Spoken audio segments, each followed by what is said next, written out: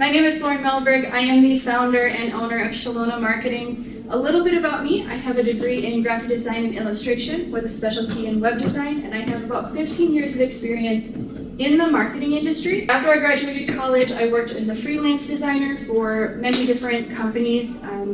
Most of them were in the marketing world. And then in 2018, one of the marketing agencies hired me on as a full-time designer, and I worked my way up to become the art director. In the marketing agency, we only worked with clients that made $15 million or more a year. So I was able to get a very well-rounded experience in that industry. And since then, so in 2022, I decided to quit my job because I thought I worked too much, funny enough, because I opened a marketing agency and I work definitely more now than I did before. But since then, I have had the opportunity to be able to become a #1 best-selling illustrator for a book on Amazon. I work with over 40 different businesses and organizations across Wisconsin as well as nationwide. So I also am blessed to have a team of 7 that works with me as well. So what is Canva? Obviously you all kind of already know. And I will preface this too, Canva is not sponsoring this. This is just I use Canva pretty often. Obviously back when I went to school, we focused on just Adobe programs for the most part. And in 2016, I was helping my mom with some marketing stuff for her travel agency. And she said, "Hey, I just did a workshop for a design program." And I laughed at her because being in the graphic design world, we poo-poo pretty much any free program, right? And at that time, Canva was in fact free. And I had used GIMP and I had used all those other ones, and I'm like, they just don't line up with the Adobe programs. Funny enough, about 10 years later, I probably use Canva more than I use most other programs. Don't get me wrong, Photoshop and Illustrator and InDesign still have their needs, but I can do it in a quarter of the time in Canva, so I use Canva quite a bit. As I said, we are going to have some entry-level stuff, so you can pretty much do anything on Canva at this point. You can use it for copywriting, you can use it for social media posts, videos, presentations. I built this whole presentation in Canva today. The cool thing about Canva is that it is really, really easy to use. It takes the graphic design world and it makes it way more obtainable for people who don't have design backgrounds. They have graphic designers on staff that do create those templates for you to use. They have, the teams, the fact that you can take your phone and you can design something on your phone, then go on desktop and you can literally share with everything as long as you're logged into your account is really, really cool, and something that many other design programs do not have. If I was to do the same thing in Illustrator, I would have to save it onto a thumb drive or something, and I'd have to plug it into somewhere else, or I'd have to email it to myself. This makes it so everything stays in high contrast, and it doesn't lower the quality of the product as you're going through the multiple different platforms. Teams is really cool too, so if you do have a team working with you, I'm able to have my teams work from all over the United States. So if I need Jeff to work on something and he's in Milwaukee, I can just share it to him real easy and he can work on it, and I can see what he's doing at all times. There's a free version. I don't use the free version, but there is a free version, and it started out free. And I think the really cool thing about Canva is that it is affordable for anybody. The pro version is like $19.99 or $14.99 a month, which is really cheap when it comes to software. And then it's $144 for a year, and you have so many options with this. The Canva teams, that is a little bit more, but for a lot of small businesses, they don't need that.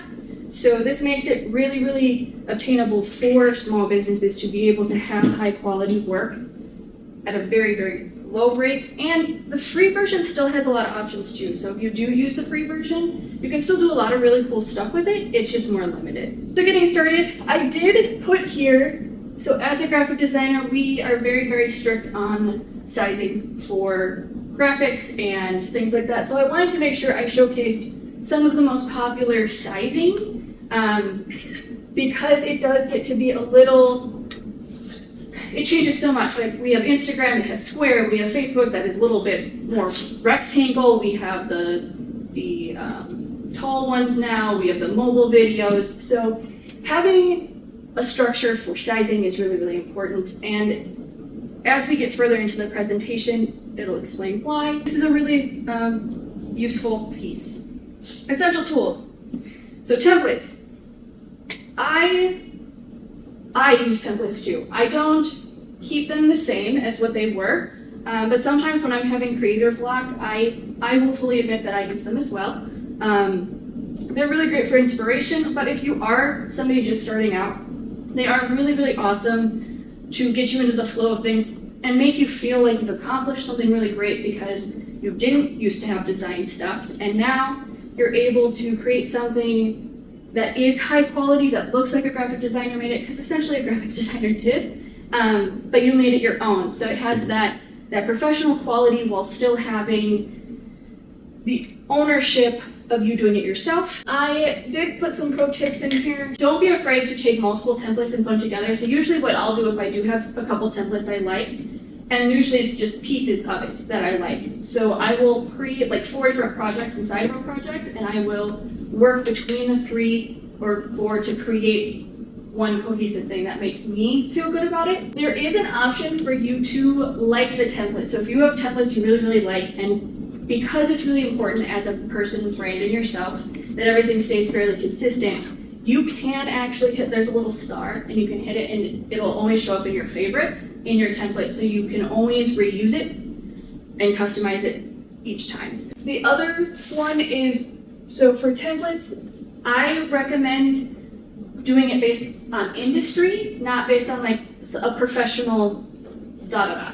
I would do, Realtor or realty event or something like that, because it's gonna pull up stuff that normal templates would not if you just typed in professional flyer or social media post. So making sure that you use your keywords efficiently and effectively will help you find things that normal people wouldn't. Elements.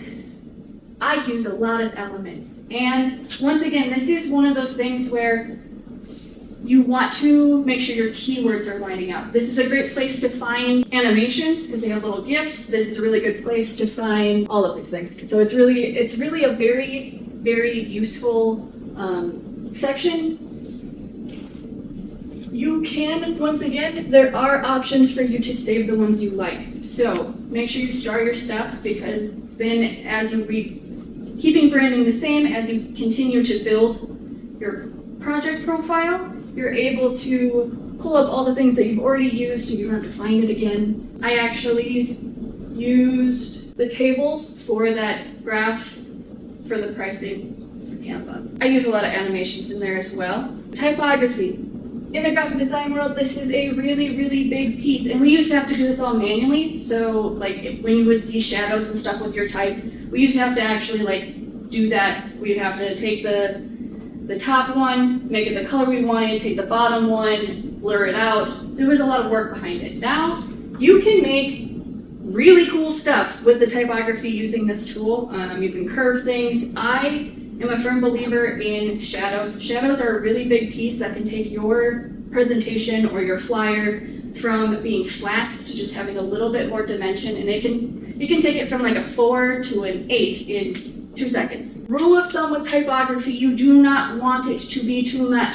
So when you are designing a project, you don't want more than 3 typefaces. So I usually the only curves that I have are those, but these are all the same font. Finding fonts that have multiple weights is a huge benefit, because you can have that bold for the hierarchy, you can have the body text, but you're always keeping a consistent brand. Rule of thumb, you don't want more than 3. And when you are working with cursive fonts or script fonts, it is really important that you pair it with a very nice sans serif font. So sans serif font's going to be like this. Serif fonts are the ones that are more old style. That's what you would see when they used to print newspapers. So text books are going to be done in serif fonts. The reason why you don't want to mix script and serif is because they're both decorative fonts. They're going to compete with each other. Your eye's not going to know where to look. So understanding the difference between what fonts go with each other really, really helps. And Canva does have like these options here where they already have like mixed fonts together, so you don't have to worry about it if that is something that you stress about. The branding tools are really, really beneficial. So for my business, they don't work as well because I have many, many different brands that I work with. And creating a brand kit for each one gets a little bit intense. But for you guys, because you're doing one main brand most of the time, putting your logo in there, getting your hex colors, having all of your like main taglines, it's really nice because then you just click on your brand kit and it'll pop up, all of your stuff's right there, and you can just drag and drop. I do recommend making sure that you have PNGs with transparent backgrounds. So you want to have a full color logo, and you also want to have a white logo with a PNG transparent background. If you do not know how to do that, that is okay, because Canva does have a background remover that does it for you, which makes it really nice. You just want to make sure that you actually check it out before you print it, because sometimes the background remover doesn't remove it all the right way, so you want to make sure you're kind of paying attention to that. But hex codes, those are also a really important thing to always have. So this entire presentation has a lot of layers in it. From it being here, to my turtle, to having the background, and then also the orange overlay. Every single piece of this is a layer. And the cool thing about Canva is it makes it very easy to be able to organize your layers. It shows you your overlapping, what's on top of each other, and then it also shows like what's in front of each other. You can move it around really easy. They do have a, if you go, this one here, if you have something and you're like, okay, I just want to move it forward one. I do use this, but I like seeing them in real life a little bit better because, you know, this element is all the way to the back. So if I'm moving this a little bit, if I want to move this in front of the pro tips, I'm going to have to go forward until I find it. Whereas here, I can just move it up.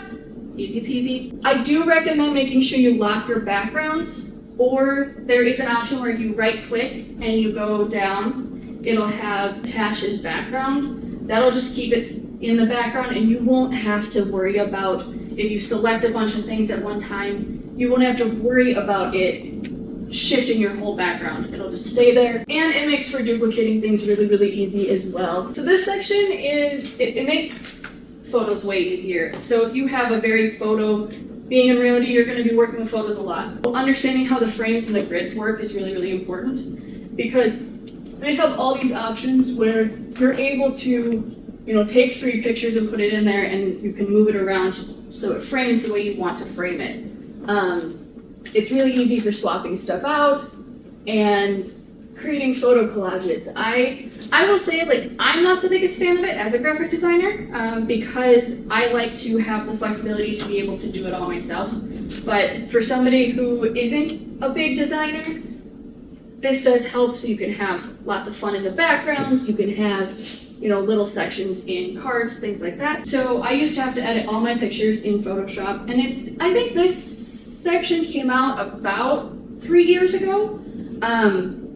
The auto adjust tool for photos is honestly one of the best in the industry at this point, because with Photoshop, you gotta edit it yourself. With Lightroom, you have to edit it yourself. With this, it kind of just does it for you. And obviously, like, you still should, if something doesn't look right, you still should edit it. But this adjust button, it's a world changer, because you can make it more contrasty. You can take the color away. There's also options for duotone. So if you're doing, it used to be where like you would have to take that into Photoshop and you'd have to play with all the colors in it. Now there's a button, you click what colors you want to have darks and the lights, and it just does it for you automatically. I don't use the filters super much because I think it sometimes takes away the integrity of the photo, but if you are a photo person that likes filters, there are lots and lots of options. This tool, the upscale, is a game changer. In the design world, you should have a 300 DPI photo if you are going to do anything in print. That is just standard across the board. With the new upscale tool, there's also another one in the apps as well. it will take your photo that might be a little bit more pixelated and it will actually make it more crisp. Sometimes it doesn't work perfectly, but this is a huge game changer because in the design world, you cannot gain pixels. If you have a teeny tiny picture, you're not going to get that to not be pixely. It's not going to happen. You cannot gain more pixels. So with these coming out, it makes it so you can take a photo from 2002 and now you can actually upscale it to 2026 because a photo taken in 2002 is not going to be able to be read in 2026. It's just not. But now you have these options, the image to video. I mean, what Canva has done with their program in the past couple years is just absolutely insane. A reminder, sometimes less is more. Sometimes just keeping it very simple is better than overdoing it. The video tools in Canva, I like their video tools they had before the newest update. I think the way that it lines up now is a little bit more complicated than it needs to be.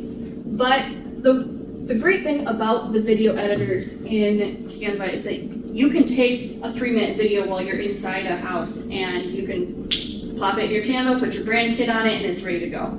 You can add music to it. It makes it way easier for editing. I personally use bigger video editors, but that's because I do this for a living. I think for what you guys do, editing videos in Canva is completely usable. What I recommend doing is, so when you have a video style you really, really like, what you do is you just make a copy of your project, and then you just switch out the video. It keeps the consistency, it keeps the sound the same, it keeps the elements the same, and then it's showing consistency throughout your brand, because that is a really, really important piece, especially as realtors. Audio. So they do have a very wide range of audio in their repertoire. A lot of them you do need to have the pro version to use, and I will admit sometimes you still get yelled at for commercial use. It's going to give you more options than if you do just put it into Instagram or Facebook or TikTok, because if you are using those sounds, you can get docked for copyright, especially if you are using the same video across multiple places. And they will get you for copyright. They'll take your sound off, and if you continue to do it, they will sue you. That is just a real fact. So you want to make sure that you're using audio that is copyright happy, and Canva does have a wide range for that. So pro tip, when you have background noise or background music, I recommend having it 10% or less. 10% is a good range because if people listen to it on headphones, listening to it in their car, whatever, you want to make sure that you're not blowing their eardrums out, especially if you have voices too. You don't want them competing because then they just won't be able, it'll sound like mud. For real estate, I usually recommend using happy upbeat tones, but you want to keep them in the professional world. So for the audio, I usually will put in like house tour music, and then it will pop up with some more upbeat things. Canva AI just came out and it is insane. You can do everything from copyright now, so for those of you who've been using ChatGPT, your brand kit you can train to talk for you. You put it all together in your Canva AI, it'll talk to you and it will have the tone that you want, so you're not having to use multiple different platforms. Magic Design, it creates designs from prompts or images, so if you use the Magic like photos and things like that, the Magic Eraser, the background remover, there's a text to image. It also does the bulk create. I mean, it's insane. You can record your voice into Canva now, and it will actually do like voiceovers for you. So you can have it like save your voice, and then it will do it for all the rest of your videos. It's insane. You can do a lot of stuff, and by no means am I saying that you should have AI take over all of your things. I think that these are tools that can make your lives a lot easier. And I think if you learn how to use them, it will make you more efficient, and it will make you able to knock out a social media calendar in like a couple hours. There is the download and share. So rule of thumb, once again, you want everything to be the top quality. I also recommend doing the biggest size you can do. And the reason is yes, it takes up more space, but you will have high quality stuff. If you kind of keep it the same standards that you built the size of the project in, it will be nice for digital, but aren't able to change that quality like you could in the Adobe programs. So making sure you have it bigger, because when you're building it on an online program, it's going to automatically be 72 dpi. That is default digital sizing. You don't want that if you are doing any print stuff. If you do print stuff, you need 300 dpi or it will be pixely or blurry, and we don't want that. We want high quality things. For those of you who have Buffer or HubSpot or any of the schedulers, or if you go into like the Meta Business Suite and you do it all in the background, you can actually do that also in Canva now. I think it is a really beneficial tool because you can schedule things out for months on end. And so you'd be like, I'm in a creative mood today. I'm going to schedule out 15 posts. Boom, it'll do it for you. And they are integrated with a lot of stuff. They're integrated with printers. They're integrated with all of the social media platforms. They have multiple different video places. I mean, if you go into the download section, you kind of scroll down further, you can see all the things that Canva can do for you. It's wild. Design tips. When you are designing, keeping your brand consistent is it is lower on our list here, but that is always a number one. You want everything to look the same. You want somebody to see your post and you want to know exactly who it is. If you see an Amazon truck driving past you and you just see the smile, you know who it is. Same thing for you. Creating visual hierarchy. So that is a really important piece whenever you are designing something. So if you have your big headline text, you want that to stand out. Embracing white space. I don't have a lot of white space in this presentation, but embracing white space is a really great thing to do too. Simple is better sometimes. Not overdoing things. Every piece of your design needs to be intentional. For somebody starting out, practice things. This is going to be a life changer. This is the golden ratio. This is a mathematical formula that our eyes like. So everything in the design world is based off the golden ratio. I don't like maths, but I use this math a lot. There are options for you to do this in Canva. If you have your grids, so if you go into your settings and you have your grid set up, it's already set up to do this. So you just have to follow the circle. And if you need to kind of get to know this, eventually you'll just start doing it naturally. But if you practice this, every single one of your designs will just do it naturally. So you see how here, we have the circle here. So we want to make sure that our main headline, or our main focus is here. And then we have this fun where our eye travels. It's basically, you have your hierarchy here, and then you want the eye to follow. So it's how your eye follows the design. And you'll even see it in photos, and you'll start recognizing it. Shells do it, so nature itself is really big on doing this. You're gonna find it everywhere now. Canva has lots of really cool things. Here is some popular shortcuts. So copy, paste, all of that, but Canva actually has its own version as well. So they have short keys that make your life a lot easier. Learning the keyboard shortcuts will help you, and a lot of times they transfer to other programs as well. But this will make your life a lot easier.